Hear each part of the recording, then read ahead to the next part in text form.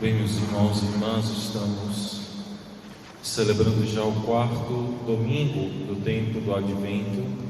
Já estamos às portas do Natal do Senhor, que celebraremos nesta noite de 24 para 25, de sábado para domingo. E o tempo do Advento que traz para nós essas duas dimensões. Primeiro, essa dimensão de nos preparar para a segunda vinda de nosso Senhor, quando Ele vier em sua glória no último dia.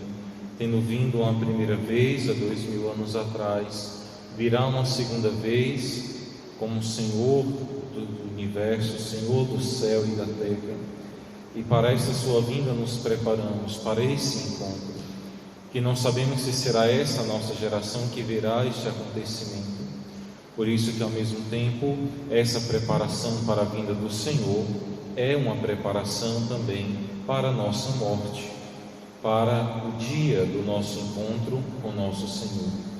Por isso que a nossa morte deve ser vista não com desesperação, não como algo terrível que acontece em nossa existência, mas apenas uma das realidades que todos nós iremos passar e experimentar um dia, conscientes de que a figura desse mundo, esse mundo como nós o conhecemos, o cosmos, o tempo, o espaço, os céus e a terra, esse mundo como nós o conhecemos, ele não existirá para sempre. Um dia tudo isso terá um fim, e um fim definitivo, mas também terá um fim para nós com a nossa morte. Por isso devemos, nesse tempo do Advento, é um tempo de preparação para esse encontro com o Senhor. Mas o Advento é também uma preparação para o Natal do Senhor. O acontecimento mesmo concreto de 2000 anos atrás, quando Cristo, o próprio Filho de Deus, desceu dos céus e entrou na realidade deste cosmos, do tempo e do espaço, e habitou entre nós e se fez homem. E a liturgia desses últimos dias para cá, sobretudo a partir de ontem, começa um tempo dedicado agora às leituras. Não vamos falar mais tanto da vinda de Cristo futura, mas irá se voltar diretamente para o acontecimento do Natal, do nascimento de Jesus. E as leituras, a liturgia de hoje, deste domingo, já nos ajudam a entrar agora nessa novena, nesses últimos dias do Natal do Senhor.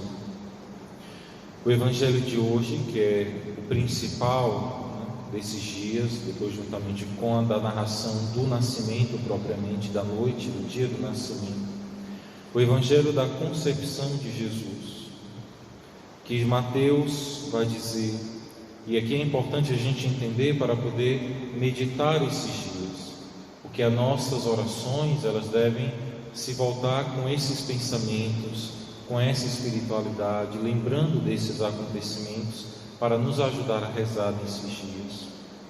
Pois bem, o Evangelho diz que Maria estava prometida em casamento a José, e antes de viverem juntos, ela ficou grávida pelo Espírito Santo.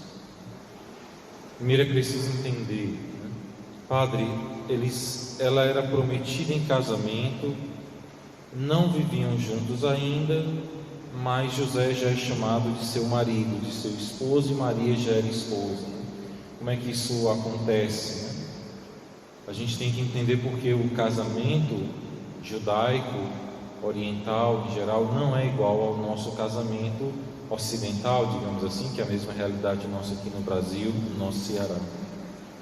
Normalmente os casais se conhecem, namoram, depois de um tempo de namoro, se sente que aquilo é algo que pode ser para sempre, faz um laço mais firme, que é o noivado, onde até já se usa a aliança.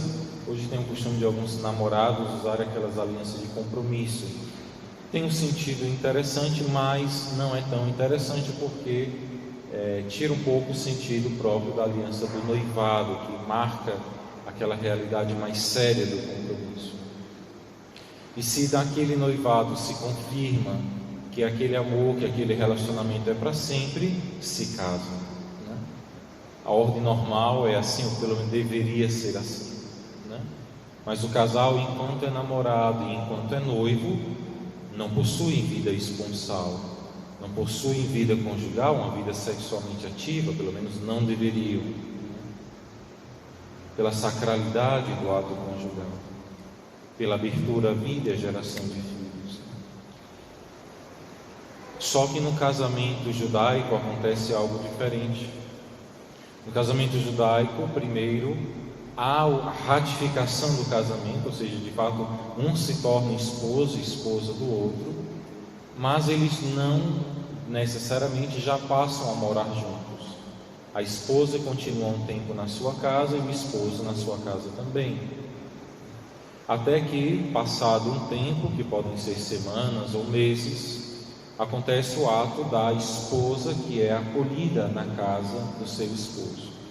Onde isso pode acontecer de várias maneiras. Pode, por exemplo, normalmente a esposa, ela faz um cortejo juntamente com as suas amigas, né? Por isso que alguns salmos dizem, e as virgens amigas lhe fazem cortejo no processo, na procissão no caminho real. E elas vão em procissão, né, até a casa do esposo, onde aí a esposa é acolhida. E normalmente também às vezes os amigos do esposo estão ali junto a ele para celebrar junto esse momento da entrada da esposa na casa do seu esposo, que é depois uma imagem que ficou como uma imagem bíblica para nós, da igreja que se prepara para entrar na casa do seu esposo, que é Jesus Cristo, e a sua casa é o reino dos céus. Só que o que acontece, né, para entender a grandeza da fé de Maria e de José para nos ajudar a rezar e louvar a Deus nesse Natal? Maria já estava casada com São José e ela fica grávida, mas eles não moravam ainda juntos, estavam nessa situação. Não que não pudessem ter relação conjugal, mas normalmente não se tinha, até que a esposa entrasse na casa do esposo. E de repente Maria fica grávida. Agora vocês imaginem, né? Uma mulher chegar para o seu esposo e dizer: olha, eu estou grávida. O esposo sabe que não é dele, porque não tiveram nenhuma relação conjugal até então. Ela diz: eu estou grávida, mas eu fiquei grávida por uma ação do Espírito Santo de Deus, que do céu veio e me fez ficar grávida, né? É um pouco difícil de acreditar, não é? É mais difícil do que a história da cegonha, né? Que a gente conta para as crianças, para não ter que explicar muitos detalhes, né, de como se fazem as crianças. Mas nós sabemos que um filho nasce da união conjugal do homem e da mulher, do pai e da mãe daquela criança que vai nascer, que é gerada. Só que aí existe um problema. Se Maria ficou grávida e São José sabe que o filho não é dele, o que é que José, como homem judeu, poderia fazer naquele tempo? Ele poderia denunciar Maria, chegar para as autoridades e dizer: olha, a minha mulher está grávida e este filho não é meu. Não precisava de provas, não precisava de absolutamente nada, né? E o que é que aconteceria com Nossa Senhora?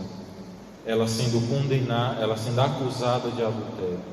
Qual era a condenação para as mulheres que cometiam adultério? E por incrível que pareça, não só naquele tempo, mas ainda hoje, em algumas regiões no Oriente, se aplica ainda essa mesma condenação hoje. Qual era o risco que Maria corria? O risco de ser morta por apedrejamento.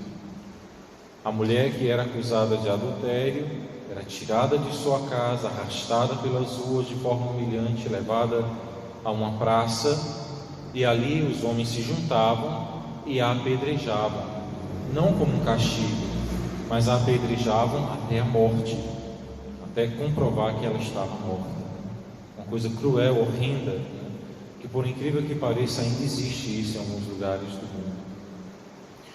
E Maria, então, quando ela aceitou o sim do anjo Gabriel, ela sabia a situação arriscada na qual ela se colocaria, porque nós chamamos na igreja que Maria correu o risco da fé. Ela sabia que aquele sim a Deus, aquele sim ao anjo Gabriel, poderia lhe custar a sua própria vida, mas mesmo assim ela confiou, ela acreditou em Deus e ela se abandonou em Deus. Mesmo tudo agora se tornando para ela um grande perigo, um grande risco, ela aceitou a vontade de Deus. Por isso que se diz que a fé de Maria é maior do que a fé de Abraão, porque a Abraão foi pedido para que sacrificasse o seu filho, mas a Maria seria sacrificado o filho no seu ventre e ela mesma juntamente com o filho. Aqui já se percebe a grandeza do amor e da confiança de Maria para com seu Deus. Mas aqui nós vemos também a grandeza do amor e da fé de São José. Porque diz o Evangelho, que nós podemos compreender melhor, porque sem conhecer esse detalhe pode parecer estranho, que diz: José, seu marido, era justo e não querendo denunciá-la, ou seja, porque se ele denunciasse, aconteceria isso com Maria. Não querendo denunciá-la, resolveu abandonar Maria em segredo. Ele ia dizer: olha, eu não quero mais o casamento, eu vou me desfazer aqui do casamento. Ia, digamos assim, no nosso modo de falar, ia inventar uma razão ali, uma desculpa até, para que se desfizesse o casamento com Maria, desse a carta de divórcio, possivelmente, mas ela não fosse de modo algum acusada. Por que isso? Aqui vem outra coisa muito bela da nossa fé. José e Maria, eles são santos diferentes, digamos assim, de todos os outros santos da igreja. Todos os santos, né? São Francisco de Assis, Santo Antônio, todos os santos canonizados da igreja, mesmo aqueles que não conhecemos, são santos, a gente diz, na ordem da graça. O que significa isso? Deus dá a esses homens e mulheres a graça, sua bênção, para que possam fazer a vontade de Deus, e eles, com coragem, com alegria, aceitam a vontade de Deus, renunciam na sua vida situações de pecado que lhes afastam de Deus, que são contrárias à vontade de Deus, e se submetem a Deus. Não o contrário que a gente vê hoje, que os homens querem que Deus se submeta à vontade deles, mas se submetem a Deus por amor e se santificam no amor a Deus e aos irmãos. Mas Maria e José, eles são santos, como a gente diz, na ordem da encarnação. O que significa isso, Padre? Eles foram santificados de uma forma especial, muito além, uma santidade muito mais elevada do que qualquer outro santo da igreja, e por incrível que pareça, até muito mais elevada do que qualquer anjo que exista no céu, em razão de que eles seriam as duas principais pessoas envolvidas no acontecimento da encarnação de Jesus, da vinda de Deus ao mundo. Deus precisava escolher quem seriam as pessoas que iriam cuidar do seu próprio filho. Quem que é pai e mãe? Levanta a mão. Pai ou mãe, né? Vocês, sabem que quem é pai e mãe, vamos supor que de repente você tem que fazer uma viagem de emergência, e você tem o seu filho ali, um bebezinho ali de poucos dias nascido, que é muito frágil, né? Até quando você vai pegar a criança, tem que ter o cuidado ali com o dedo com o pescoço da criança, porque se você não segurar direito, machuca, de tão frágil que é a criança. E se você tiver que fazer uma viagem dessa, que você não vai poder ir com o seu filho vai ter que ficar separado de você. Você vai entregar o seu filho para ser cuidado por alguém? Você vai entregar esse seu filho para qualquer pessoa? Não. Você vai procurar na sua cabeça, no seu coração, a pessoa que você tem a mais absoluta certeza de que ela vai cuidar perfeitamente bem do seu filho. Não é assim? Um pai e uma mãe, correto, normal, tem juízo, vai fazer assim. E nós que nem sabemos amar tão perfeitamente. Agora vocês imaginem Deus, que é o próprio amor, tendo que escolher a quem é que ele iria confiar o seu próprio filho divino. Então Deus escolheu, diante de todos os séculos, a Maria e a José. que são as imagens da Sagrada Família que nos ajudarão a rezar e a louvar a Deus nesse Natal. Então, Deus escolhe José e Maria e dá a eles uma graça infinitamente maior que a qualquer outro santo foi dada, que é a graça na ordem da encarnação. É uma graça tão grande, tão imensa, que chegamos a conhecer pela graça de Deus, e a Igreja confirmou como dogma, que para essa preparação para ser a mãe de Jesus, Deus chegou a fazer com que Maria fosse concebida sem pecado original, que é o título da nossa padroeira aqui. Nossa Senhora é a Imaculada Conceição. Ela chegou a ser concebida, Deus a preservou do pecado, Deus a salvou de forma antecipada, em virtude de que ela seria a mãe do próprio Deus, que viria ao mundo.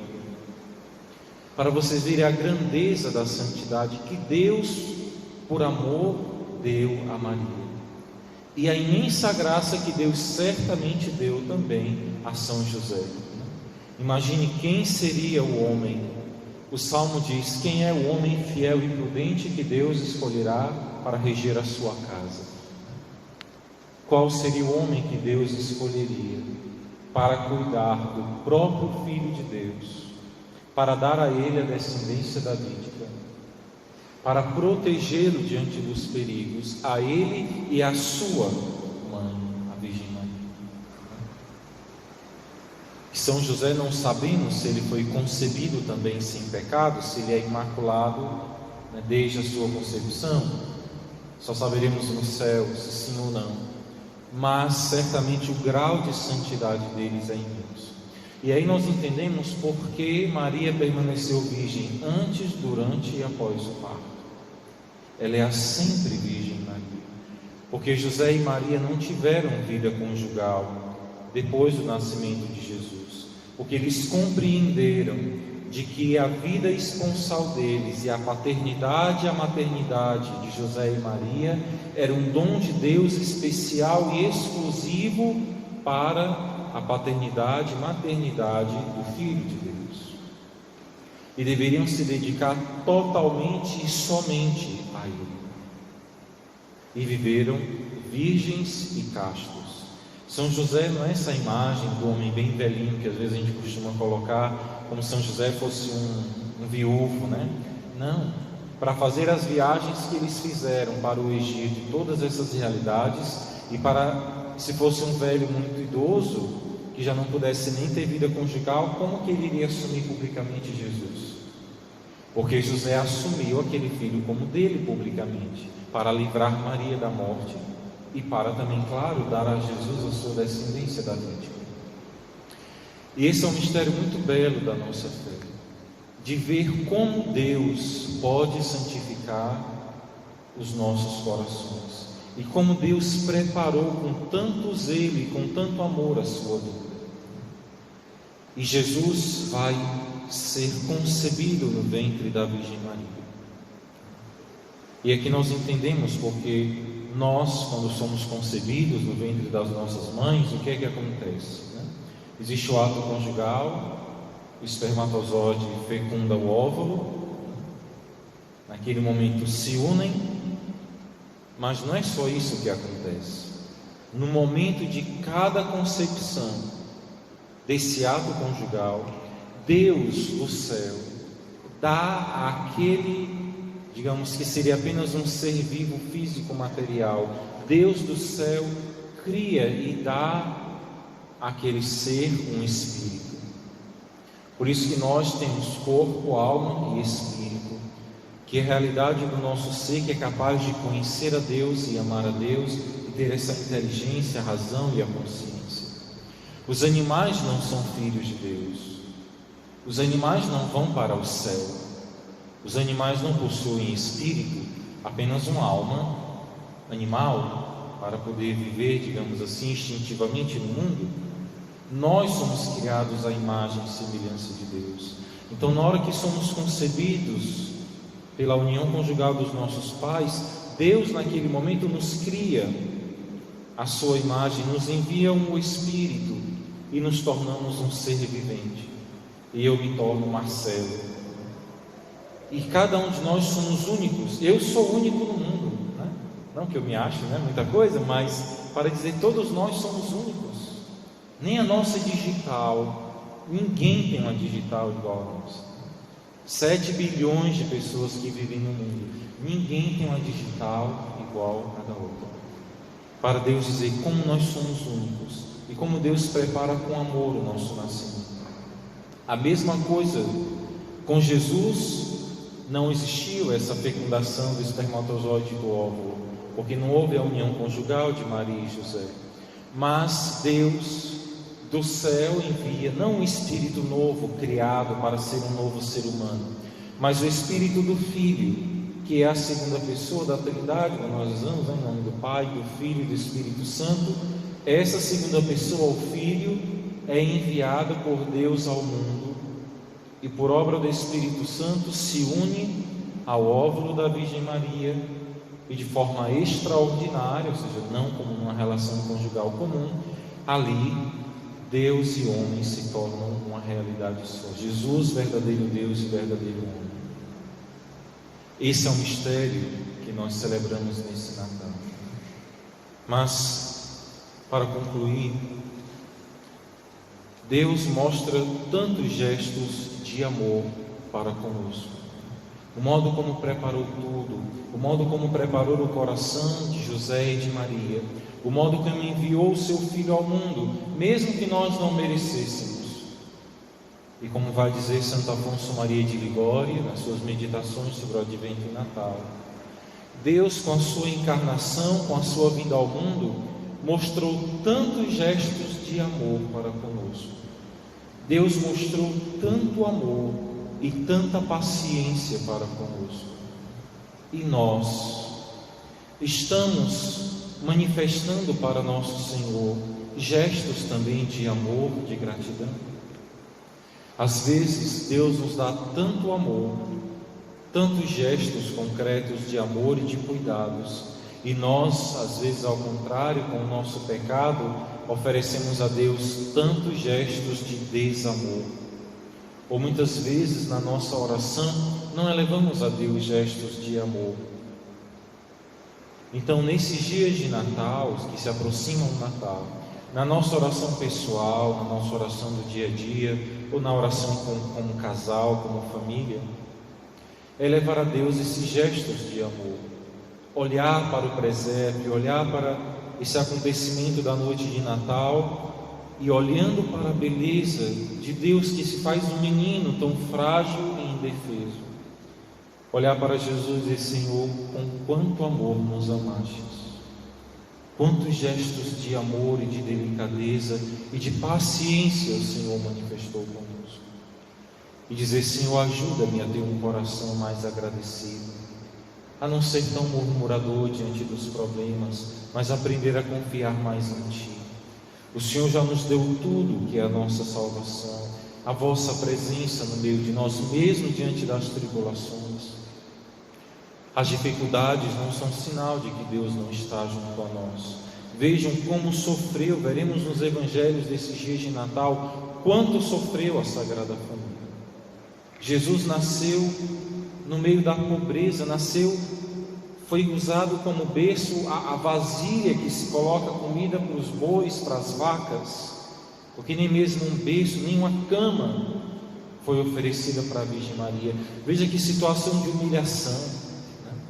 Imagine no sertão, a gente ouve falar: menino, uma mulher teve uma criança lá no estábulo, lá no curral, porque não teve uma pessoa, uma família aqui nessa comunidade que tenha dado aberto a sua porta para essa mulher ter esse menino, né? Não seria algo muito triste de se ouvir? Foi o que aconteceu com o nosso Senhor. Imagine nosso Senhor chegar numa comunidade, não ter uma pessoa: não está tudo cheio, minha mulher vai ter um filho. Não interessa. Mesmo diante de tanta frieza e dureza do coração do homem, nosso Senhor Jesus Cristo veio nascer no meio de nós, e nasceu de noite, para dar essa imagem simbólica de que Ele é a luz que nasce em meio às trevas da nossa vida, para iluminar o nosso coração. E peçamos juntamente com essa graça de maiores gestos de amor para com Deus, de gratidão a Ele, também melhores gestos de amor e de paciência com os nossos irmãos. Às vezes nós somos tão duros com os nossos irmãos, somos tão pesados para os nossos irmãos. Às vezes, quando nós erramos, sempre há uma justificativa para o nosso erro, mas quando é um erro do nosso irmão, temos tanta facilidade de juntar pedras na mão para apedrejar.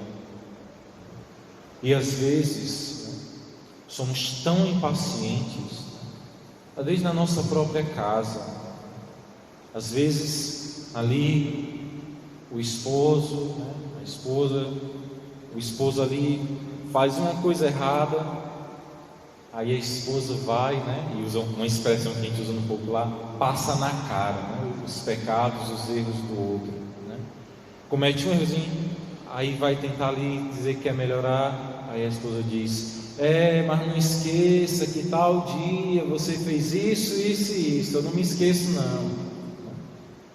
E vai ali sendo pesado para o esposo, ou vice-versa, claro. Ou quando alguém comete um erro, ou quando alguém não faz uma coisa do jeito que a gente quer, que às vezes a gente se acha um Deus, o Deus Todo-Poderoso, que todos têm que se submeter à minha vontade, se colocar aos meus pés. Quando as coisas não acontecem do meu jeito, eu perco a cabeça, eu explodo com todo mundo, eu sou, acho que todo mundo é chato, que todo mundo é irritante, porque não fazem as coisas do jeito que eu quero, igual uma criança birrenta, pensando igual uma criança birrenta. Quando muitas vezes, na verdade, quem é chato sou eu mesmo. Às vezes é a gente que é chato mesmo, insuportável. E às vezes a gente tem que saber reconhecer que nós somos, às vezes, podemos ser pessoas chatas, pessoas que cansam, pessoas que enchem o saco, como diz assim um popular. Porque às vezes uma coisa não dá certo e a gente se irrita com todo mundo, porque a gente não é capaz de reconhecer o nosso erro, mas quer sempre culpar alguém como desculpa das nossas fragilidades. E isso vai tornando pesada a nossa vida, tornando pesada a vida dos nossos irmãos.